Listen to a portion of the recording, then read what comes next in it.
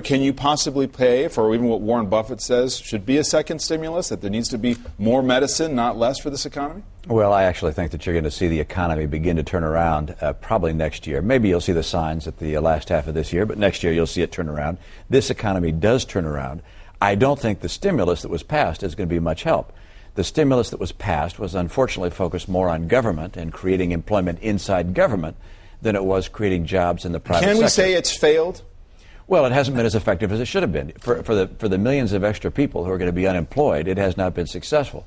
This is a bill, if it had been crafted properly and focused on creating jobs, we would have come out of the recession faster and we would have had a lower level of unemployment. It has failed in delivering the stimulus that was needed at the time it was needed. All right, I want to personal, but there's the political, Governor Romney. I spoke to a Republican this week who said this wasn't just a personal problem. This was malfeasance. Should he hang on to his job? You know, his holding onto that job is really between him and his family and the people of South Carolina. It's not for people outside the state to make pronouncements on. This is a matter which is really a heartbreaking matter. Mm-hmm. And that's what I think you have to focus on. You've got a family in great distress. And you're a former governor. It's more than that. I mean, this is somebody who disappeared. What if there had been a crisis in South Carolina? This is somebody who lies to the voters and his staff about where he is, and it doesn't go beyond a personal failing? Well, overwhelmingly, the heartbreak is what the public is focused on, and what we should be focused on. And seeing this family become healed is our highest priority. At the same time, and not commenting on particularly on Governor Sanford, but as you look at this setting, and we've seen it time and again on both sides of the aisle, I think you have to recognize that people that are in public life ought to be held to a higher standard. When I heard a former governor say, well, everybody makes mistakes. Well, that's true, but not all mistakes are the same. And not everybody is a governor or a senator or a president. And we expect people to live by a higher standard because what they do is going to be magnified. Their families are going to be hurt more by what they do. The things they care about will be hurt. And the culture of the nation and the people who follow them will be hurt. This is what Ron Kaufman, who's a Republican lobbyist who's close to you, Governor, said on Thursday in the New York Times. When we in the Republican Party do these things, these kinds of things like what happened with Senator Ensign, who had an affair and resigned his leadership position in the Senate, and now with Sanford, it hurts our credibility as a party of good governing and of values. Senator Graham, is the Republican Party still a party of values? Yeah, I think we're a party of sinners, just like every other group in America, but we're also a party that openly talks about good things. It is good for Mark and Jenny to get back together, if that's possible, because it's good for families to have a mom and dad. And it's okay to talk about those things, and part of life is failing. So from Mark's point of view, if he can get his family back together, the people are pretty fair in this country. Bill Clinton had his problems. People looked at his job performance. They looked at his personal failings. And they said, you know what, we're going to put one over here and the other over there. That's no justification for what Mark did. But I think the people of South Carolina appreciate what Mark tried to do as governor to change their state. And they're very disappointed in what he did as Mark the individual and his malfeasance at times. But they can reconcile the two only if Jenny and Mark can get back together. I think the people of South Carolina will give him a second chance. Do you think you had that kind of compassion during the impeachment proceedings against President Clinton? Well, I can tell you this. I'm the only Republican that voted against the article that dealt with lying about Monica Lewinsky, because I think lying about a consensual affair when you're blindsided is not a high crime or misdemeanor.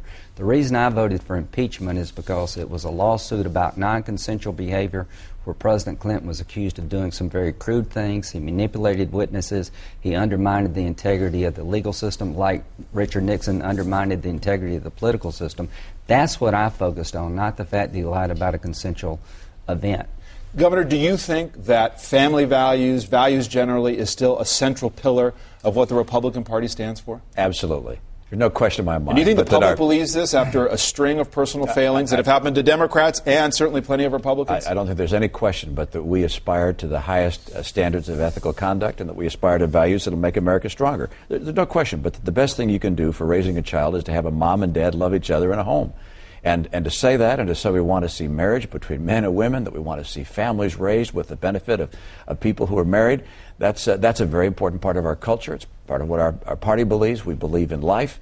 These features are important. And do we have people who don't live up to those standards? Absolutely. That's going to be true But not speaking about things that are important would be an enormous mistake. But are you sensitive at all to critics on the left who say, Republicans are hypocrites when they go out there and talk about family values?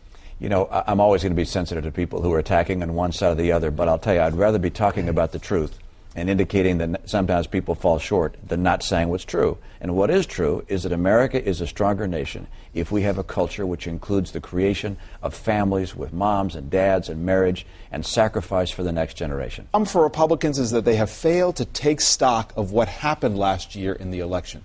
They have failed to take stock of the demographic changes in the country. Who are the leaders of this party, and what are the issues that bring it back to power, Senator? Well, he's one of the leaders. The people. He's the other one. Well, I can be a leader on an issue, quite frankly. I mean, the Republican Party has an opportunity now to get back in the game, and we appreciate the Democrats for making that possible. Without them, we would be out of the game. If President Obama had went to the middle and did all the things he said he would do in the campaign, we'd probably be toast. But he has not.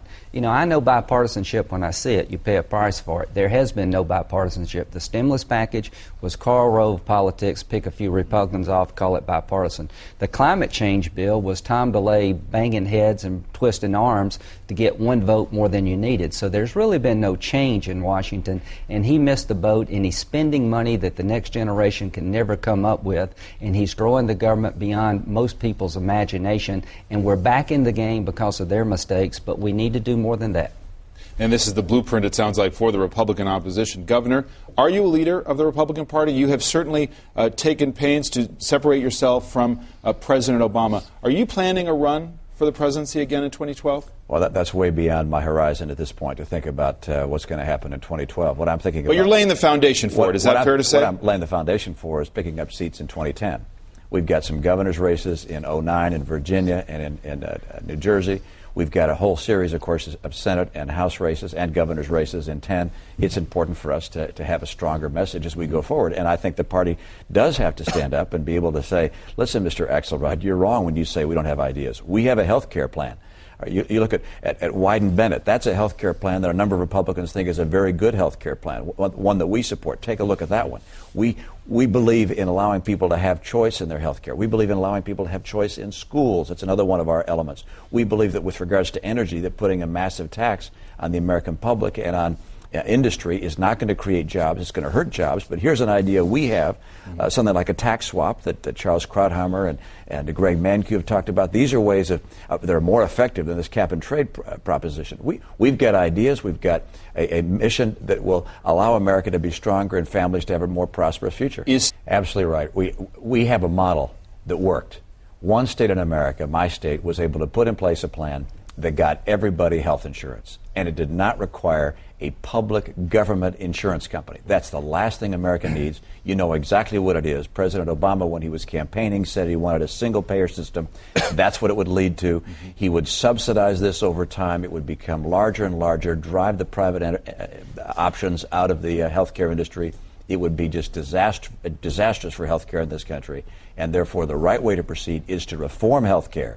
That we can do as we did it in Massachusetts, as Wyden Bennett is proposing doing it at the national level. We can do it for the nation. We can get everybody insured. We can get the cost of health care down, but we don't have to have government insurance and government running health care to get that done. The other big news Friday, the victory for the president on the climate change bill in the House. What's going to happen in the Senate? If that's a victory, then I don't know what losing would be. You lost 40-something Democrats.